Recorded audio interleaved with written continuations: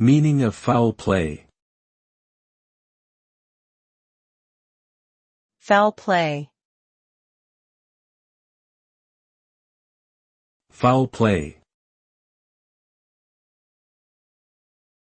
Foul play. Foul play.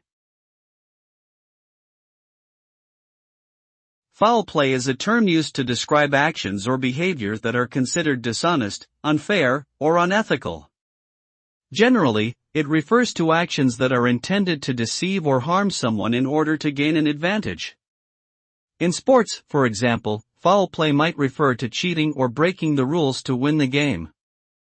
In criminal law, foul play is often used to describe acts of violence or murder that involve malicious intent. Ultimately, any form of foul play is seen as a violation of trust and can have serious consequences for those involved.